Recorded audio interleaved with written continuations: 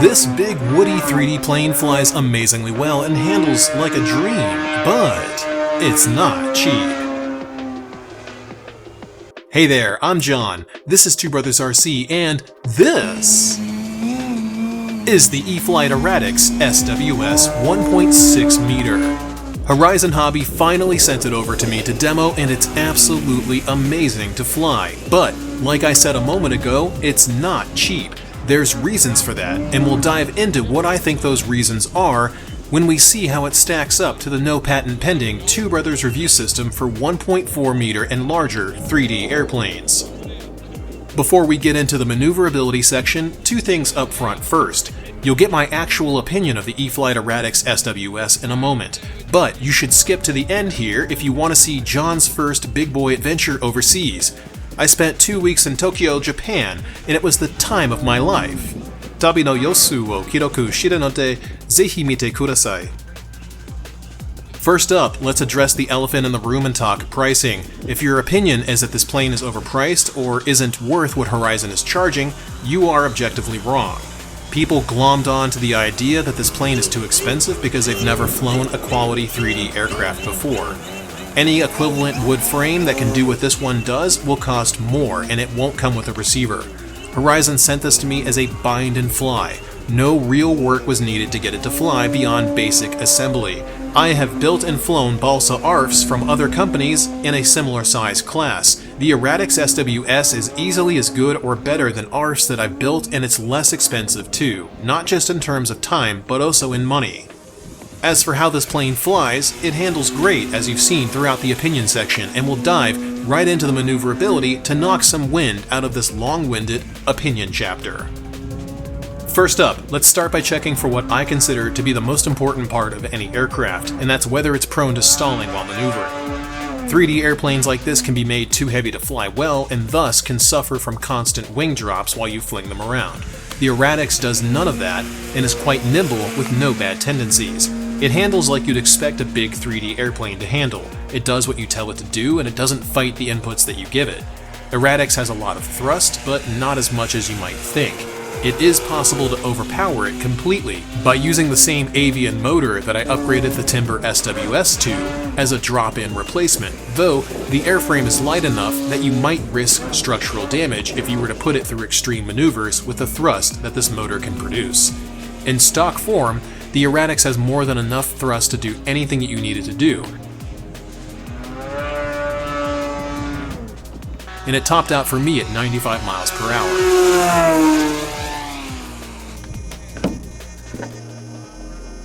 The thrust is high enough to do any 3D flying you'll want to do with it, including basic Harrier passes, which are rock solid, with minimal to no wing rocking at all at high angles of attack.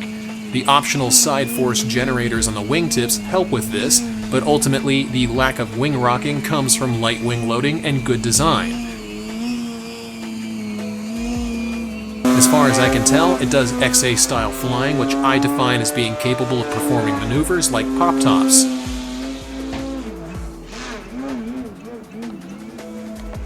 Flat spins, knife edge spins,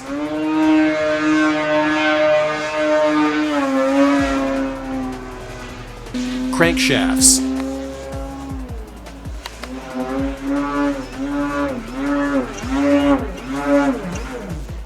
blenders, etc.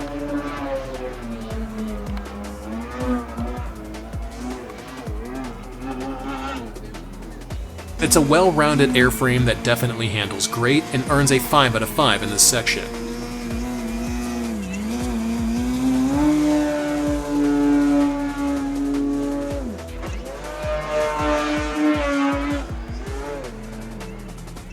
I flew the Eratix with aggressive 3D and mixed up my flying with less aggressive maneuvering, which gave me an average flight time of over 7 minutes while flying on Spectrum 5000 G2 batteries. Flight time is definitely going to vary for you depending on the quality of pack you use, how old the battery is, how you choose to fly, how abused your battery is, etc. But I'm pretty confident that most people will hit 7 minutes with reasonably new batteries that haven't been beaten to hell and back, and as long as you're not treating the throttle like an on-off switch. Eratix earns a 5 out of 5 here. For those of you who enjoy Spectrum batteries, they've recently seen a price reduction. If you join the new Full Throttle Rewards program, which is free to do, you get 20% off batteries and chargers as the initial tier, and you can earn a bigger discount too over time, which is something worth considering if you're interested in Spectrum equipment. Landing gear is our next section. Here, we look at the Eratix and its undercarriage, starting with the wheels. And they do work, which of course is a low bar, but I have to cover it. In a departure from most wood aircraft that I've flown, this one features shock-absorbing foam wheels instead of hard plastic. The suspension is oh so stiff, which is great for a 3D plane like this. What we don't want is for the suspension to flex on a hard landing and cause the propeller to strike the ground, which can easily destroy the motor box and also potentially write off the entire fuselage. Adding to this stiffness is that the gear struts are made of carbon fiber, so they're lightweight on top of being very stiff, and they require minimal maintenance aside from occasionally cleaning out grass bits or dirt that build up over time. Eratix passes here with a 5 out of 5. Before we move on, scroll down just a little bit and hit that like button for me. If you're not already subscribed, get on it. And if you're not part of our Discord chat server yet, hop down to the description below to join up with 4,000 plus people and chat airplanes with us. Moving into our next section, fit and finish, Eratix featured great plastic covering that I did admittedly have to iron down a little using my own covering iron. Sometimes that happens. It wasn't warped or deformed though, which is what I'm looking for here. Otherwise, the appearance of the Eratix is solid with only a few areas that needed ironing out of the box. The linkages are high quality, though you must upgrade to the new Dubro linkages that ship with the Eratix and remove the stock linkages before flying. I've been told by Horizon that they had seen a small number of failures in the original linkage setup, and that was enough for them to issue a free Dubro upgrade kit in each Eratix. If you bought the original release, get in touch with Horizon support and they should get you a free replacement linkage set. The hinges are all gapless and all of the control surfaces moved perfectly smooth, with zero issues that I could spot, and the elevator and rudder can be removed for easier transportation in smaller vehicles. The finish of the covering looked great, with quality decals that make the scheme pop on camera. Assembly is also pretty easy too, with no screws required to assemble the Eratix at the field. Both wings bolt on with a lock mechanism in the fuselage, making assembly take seconds at the field. It also comes with free wing bags, which was awesome because oftentimes companies tend to charge a decent amount of money to get what just came with the plane inside of the box already. It's a great aircraft in the fit and finish section, and it earns a 5 out of 5 here as well. Our final checklist is for avionics and lighting. We start off by looking at the installed servos and the quality thereof. These are Spectrum A179 servos, which are fast, precise, and metal. The battery gets airflow from the cowling in the front through exit holes in the fuselage on the belly, which will prevent both the ESC from overheating and the battery from overheating as summer approaches. The motor mount also appeared to be well designed while I was assembling it. The motor bolts on with a sturdy mounting system, and the motor box didn't require any additional work to assemble. I'm on a bit of a timeline here, so while I would normally take it apart and show it to you, just take me at my word. You can also position the battery to make it balance slightly tail-heavy, neutrally balanced, or more aggressively nose-heavy if you prefer, which gives you a lot of CG options to work with for those of you who want to tailor the plane's responsiveness to your own preferences. Eratix passes here as well with another 5 out of 5.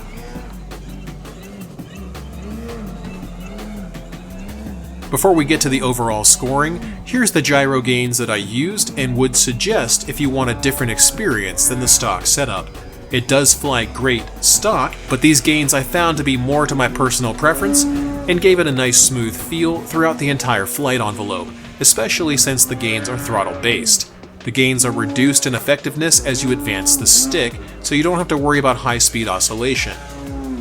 Check out our AS3X Plus and NX Radio tutorials for more in the description below, and use the NX Radio tutorial for the mixing info on how to set up your own throttle-based gain system. Moving on to overall scoring, Eratix scores a perfect score, 25 out of 25, one of the rare airplanes that hits every criteria we're looking for in the review system that we use. It's aggressive if you want it to be, it's docile if you don't push it, it has zero bad tendencies that I could spot. Yes, it's pricey, but compared to anything else in its size class, it's more affordable and comes with a receiver too. This is one of the times where a Horizon product is less expensive than the competition, and just as good if not better too. If you like what you see and you want your own, consider using the affiliate link in the description below. Buying from our links helps make content on Two Brothers RC a reality because YouTube ads don't pay all the bills, and you can also help us keep this channel going by being a channel member. Speaking of, huge thanks goes out to our channel members on twobrosrc.com/supporters. A very special thanks goes out to our mega fans, Sarasota RC Squadron, Michael Smith, JR Man, Todd, N411X, Jeff Baker, and High Alpha Guto, along with our ultra fan, TBRC fan. You guys kick so much ass.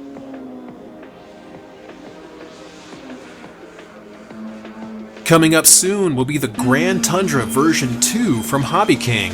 But before we cover that next vid, I went to Tokyo, Japan for 2 weeks.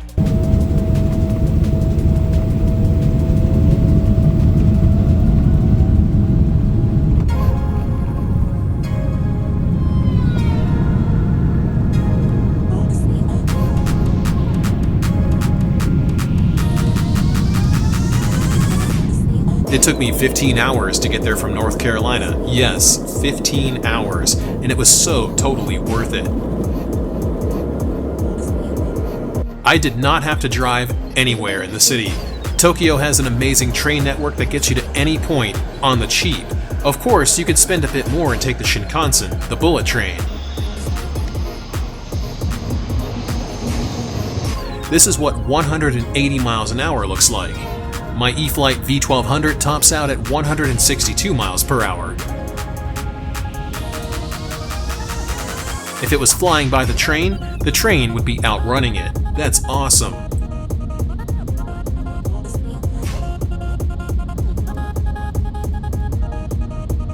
Besides the bullet train, I spent 2 weeks exploring the city.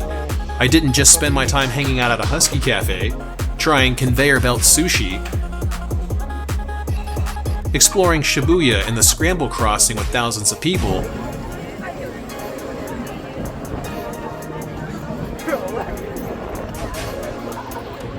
seeing the wonders of Mount Fuji, watching a Sailor Moon live musical, and of course hanging out at the Tamiya factory, which has incredible scale models pre-built that you can gawk at, or models you can buy that need to be assembled, plus all the paint you could ever want.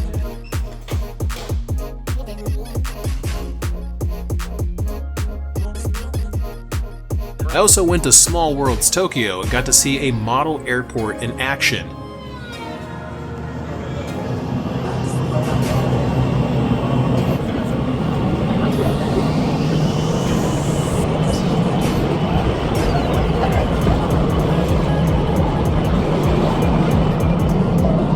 And they were impressed enough by our Instagram account to volunteer a model jet for me to hold and make an Instagram story about them. No, I did not ask to do this, they suggested it. You should definitely check out Small Worlds Tokyo if you're in town, it is worth the visit. Or if your interests include train watching, there's an amazing spot at Hijiri Bridge where you can see several rail lines converge at one point.